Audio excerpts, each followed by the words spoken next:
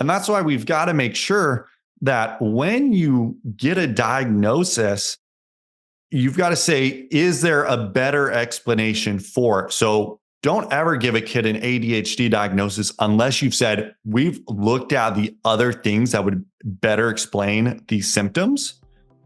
And concussion is one of those things that's routinely missed. It's missed all the time in kids. Welcome to the Soaring Child podcast, where parents of children with ADHD learn tips and tricks to help their child soar at home, at school, and in life. We feature interviews with experts, medical professionals, and parents just like you who are learning how to reduce ADHD symptoms using food and other natural strategies. Because children with ADHD deserve to soar just like every other child. I'm Dana Kay, your host. Hello, parents. This is Dana Kay here with another edition of the Soaring Child podcast. Now, firstly, before we get started, you know that reducing ADHD symptoms naturally is my passion, and I just want to support all those families out there that are struggling, but I know I can't reach everyone on my own. And that's why I'm asking for your help. Will you follow this podcast? Will you share it with your friends and family and leave us a review? Because when you do those things, it really helps us reach more and more people and really offer that hope to more families with children with ADHD. Now, today, we are delving into a critical and often overlooked subject. You've probably heard me talk about exercise as being so critical to managing ADHD symptoms. But can exercise exacerbate those ADHD symptoms? Now, in some cases, some very, very specific cases, I'm going to say yes. You're probably thinking, what? Oh my gosh, really? Well, today's conversation is going to give you that insight. Our conversation is going to delve into the intricate relationship between concussions sustained during sport activities and their symptoms, which can sometimes mirror those of ADHD. I think this topic holds really this particular significance as it really touches upon that delicate balance of encouraging that physical activity in our children while ensuring their safety and their well-being. So while exercise might not exacerbate ADHD symptoms, it may look like ADHD symptoms if a concussion goes misdiagnosed. So my guest today, Dr. Zimmerman, is a clinician and founder at Idaho Brain and Body Institute, where he helps individuals struggling with neurological, psychological, and body-based symptoms and conditions. He refined his unique method over the past 10 years and has worked with over 2,000 patients.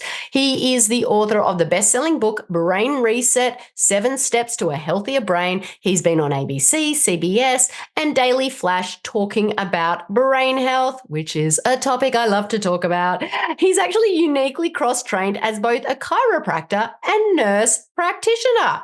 Amazing. I actually haven't met anyone that has been trained on both of those. So that is a really unique combination. He's a diplomat in chiropractic neurology, a peptide certified provider through A4M, and has extensive training in functional medicine and functional immunology. Now, I'd like to welcome Dr. Zimmerman to the Soaring Child. Hi, Dr. Zimmerman. Thanks for joining us today. Hi, thanks for having me. I'm excited to be here and to share with your audience. Yeah, definitely. Now, when I opened up this conversation, saying that exercise exacerbates ADHD was obviously a little bit far-fetched. But considering your expertise, how often do you encounter cases where concussion symptoms are actually mistaken for ADHD in children? So there was actually a study on this, and it was based out of Israel. They looked at kids that were they'd been in the emergency room who should have been diagnosed with a concussion, but yet it was about 25%. There's some other studies that suggest it's even higher, are not given the proper diagnosis. And instead, what are they diagnosed with? ADHD, anxiety, depression, and insomnia. Those were the top 4 things they were diagnosed with. So this is a big issue because yes, we've got ADHD rates are going up and there's a lot of different things that are happening, right? That are contributing to that. But let's not forget also that there can be other things that can cause ADHD like symptoms versus because it's like ADHD due to what, right? So some people have ADHD due to sugar, right? Yes, 100%. And that's exactly what we talk about on this podcast each and every week when we release the episodes. Now, what are some of the key similarities that might lead to the confusion, between ADHD and concussion? So when we look at ADHD, what do you think about, parents, right? Well, my kid's distracted. They won't stay focused. They're struggling in school. They've got some anxiety. Well, guess what? Every single one of those can also exist in concussions. Problems with academics, grades getting worse. They can't focus and concentrate, right? They've got anxiety or they're more irritable. They're like quick to anger. They lose their patience. So you can see there's a lot of overlap. And that's why we've got to make sure that when you get a diagnosis, you've got to say, is there a better explanation for it? So don't ever give a kid an ADHD diagnosis unless you've said, we've looked at the other things that would better explain these symptoms, and concussion is one of those things that's routinely missed.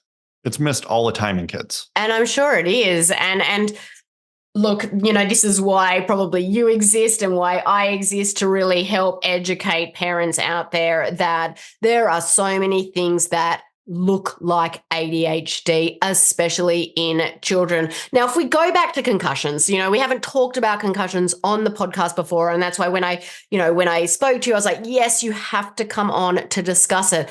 Each year there are millions of kids that will participate in those contact sports. So, share with listeners, how do you make sure your child is ready for the season?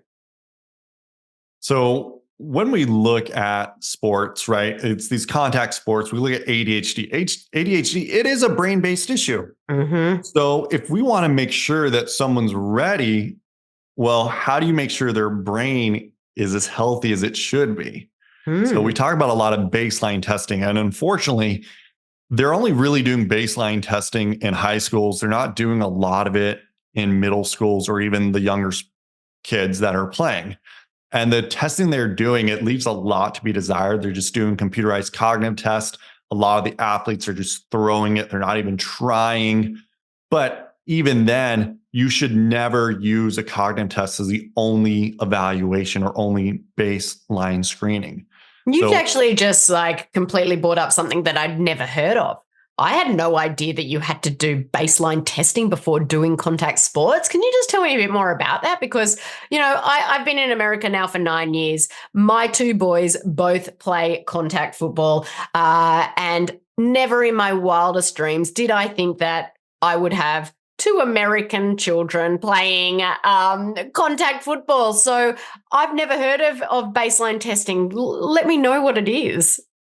Yeah. So in a lot of, it's really just high school. So if they're under that age, they're not doing it, but they'll do a computerized test known as the impact test. And it's just a brief computer battery of about 30 minutes, but they'll often just, I've talked to a lot of the schools and they'll just put a bunch of kids in like a computer lab and they'll all do the test and they're like, okay, we've got that. And then if you possibly take a concussion, we'll have you repeat it again. But that's only if they think the kid has a concussion. And that's assuming the kid even took it serious to begin with. And that's before we even go into the validity of the testing. Yeah. So that baseline testing is used to monitor if they do have a concussion that hasn't caused any neurological symptoms. Is that correct? Correct. And when they should return to play, because you shouldn't return to play unless you're back to your previous baseline. Okay. That makes sense. The computer test isn't a great baseline to begin with. Okay. Well, can you explain for the listeners how concussions in youth sports, typically occur and those immediate signs I think that parents and coaches should really look out for? Because again, I've never been told this stuff. I didn't know any of this stuff. I've heard of concussions, but they're actually more serious than I originally thought. Yeah. And so let's start with, how often does this happen? Because a lot of people are like, oh, well, it's not that big of a deal. I don't need to worry about it. Well, it's actually upwards of 20% of kids that play contact sports will suffer a concussion each and every year. And 50% are never going to be diagnosed or evaluated. Now, there's different reasons for that. They don't want to be out of their sport because as parents, there's a lot of us who put pressure on our kids like, but we got to have you play, right? And then they feel like that sport is more important. So they don't want to mention they've got some of these symptoms. So you get this, right? Soccer, hockey, football, right? Everyone goes to football as like football's number one. Well, guess what's number two? Women's soccer. Women's so girls soccer is number two. Let's say 3 and 4 are tied with men's soccer and women's basketball. I would have thought it was, I wouldn't have thought it was those. Yep. So, so all the soccer moms, right? Like I grew up playing soccer, right? I love soccer. But when your daughter's out there playing, you've got to understand, right? When they go up for headers and heading the ball, that usually isn't going to, but they get a clash of heads. Or as your kid's playing in high school and they're going up with their elbows, right? And they're doing headers and someone's getting an elbow to the head, right? So head to head contact, something to head can do it, but you don't actually even have to hit your head. We see a lot, like if you watch the NFL, you get these guys who take a hit. They don't take a hit to the head, but they get slammed on their shoulder and they have a whiplash mechanism and that gives them a concussion. And since we're talking about sports, there's initial symptoms, but don't get so focused on what are the symptoms once the impact occurred. Also look at a couple hours later when the adrenaline's worn off, because how many of you played sports and you were doing okay, you limped through the rest of the game with your knee or ankle injury. And then a few hours later, you're like, wow, it's throbbing. And then you're out of practice for a few days. So don't discount the impact of adrenaline. So what are some of those symptoms, right? Headaches, problems with word finding, their moods changing, energy. They just, they're struggling with completing thoughts like they used to. Sleep may be off. They may feel a little dizzy. And really know that, especially as your kids are younger and younger, they're not even going to know how to describe it. They're just going to tell you, I just don't feel right. Yeah. They're not going to use words like brain fog. So definitely not. And look, I just want to say to listeners out there, don't go start and pulling all your kids out of sports. So, don't feel guilty. Don't, this is obviously, you could walk across the road and get hit by a bus. You could, be playing soccer in the street. You can still get a concussion. And so we obviously have to, weigh the risks with the positives. And Dr. Zimmerman's probably saying, why are you saying that? They need to be careful, which I agree with. You definitely need to be careful. So if your kid has got these symptoms, if they get hit and, you notice that something's a little bit off, what do you do? What type of sort of evaluation should a child get? So when you're looking at evaluating a concussion, it's very similar to a really good baseline is you've got to go through what are the symptoms they have? What actually happened at the injury? What does their balance look like? Balance can get thrown off. And I'm not saying just like, oh, my kid's tripping and running into stuff. Okay. Even like having a balance pad, something like this, you can get it off Amazon, $30, right? Like, maybe you don't get your kid the proper baseline testing and you just record at home. Have your kid stand on there, feet fairly close, eyes open, eyes closed, record it. How much are they moving? And then one foot in front of the other. And then guess what? If they play sport and you're like, I wonder if, I don't know if they're okay because there's nothing wrong with being cautious about potential concussions. Have them do it again. And if it looks just like it did and they've got no symptoms, guess what? Probably going to be okay. But if you're like, whoa, my kid didn't fall and now they're up there dancing, get them for a further evaluation. So that's balance. And then there's also eye movement. So really having a good battery. Now, I'm very big on technology where we record what's happening with their eyes because there's a lot of screening that's done like this. But honestly, I don't think that documents it well enough. And there's a lot of things that it's just hard to do a comparative when you don't have a video. But if you've got a video, you say, look, here's where my kid was. Here's where my kid is now. And you can much easier figure out, are they struggling with it? And are they back to a baseline so they can return to play? Because the goal is not to prevent them from playing sports. The goal is say, how do you play sports safely? And then when is the right time to return? Because your functionality is back to where it should be. Yeah. So if you detect some of these, things are off, do you go to your normal doctor or do you go to a specialist? Where should families go to sort of get that official type of evaluation?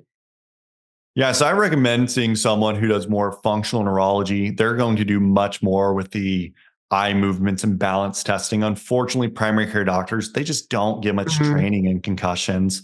They'd be like, oh, you got a concussion and then just go home and rest. But they're not doing any testing. And you shouldn't be making a concussion diagnosis purely based upon symptoms. You should have that testing there as well, because that's how you know people return to baseline or not. So I do recommend seeking out that higher level. And don't be frustrated if you go to the ER and they say, hey, your imaging's normal. Okay, it's going to be normal every single time if it's a concussion. It's got to be more severe for the imaging to be off.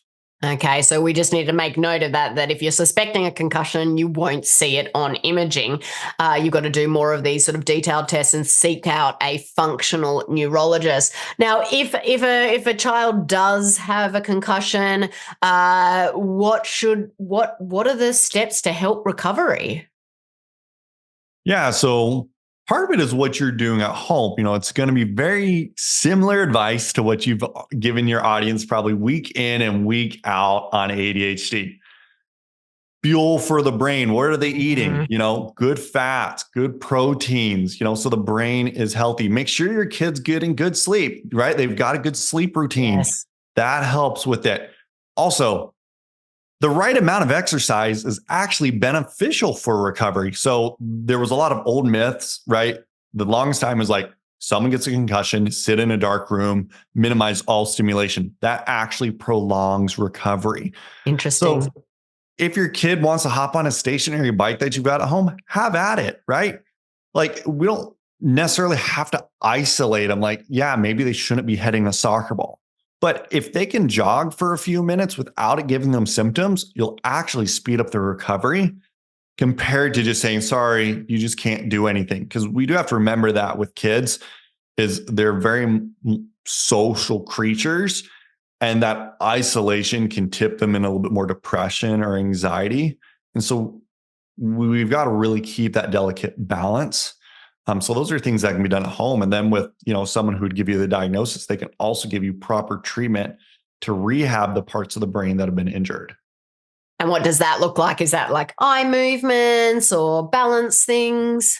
Correct. It's a blend of eye movements, balance therapies, hand-eye coordination, and other things based upon your testing to get it back on track. And then because you've already had the testing, perfect, right? And this is where pre-season testing is worth everything, because you've got them back to where they need to be and you're not doing it purely off of symptoms.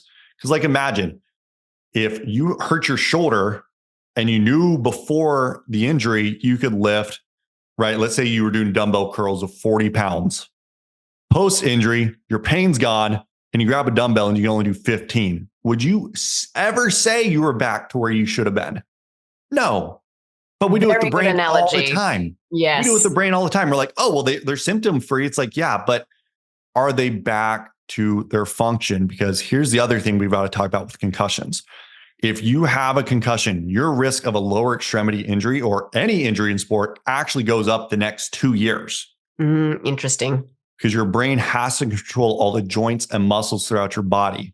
But guess what? I strongly believe if you get the concussion truly recovered and not just symptom-free, you're going to minimize that risk. And your kid can now, once again, go back and play the sport they love. And that is such a part of their life, and do it in a way that's safe. Yeah, definitely. It's all about being safe. Look, I think you've just answered my next question is, when can my child again play after a concussion? But so, from the sounds of it, it's not just about when the symptoms go away. It's when, that, well, what if you don't have a pre-test? What if you don't have that baseline testing?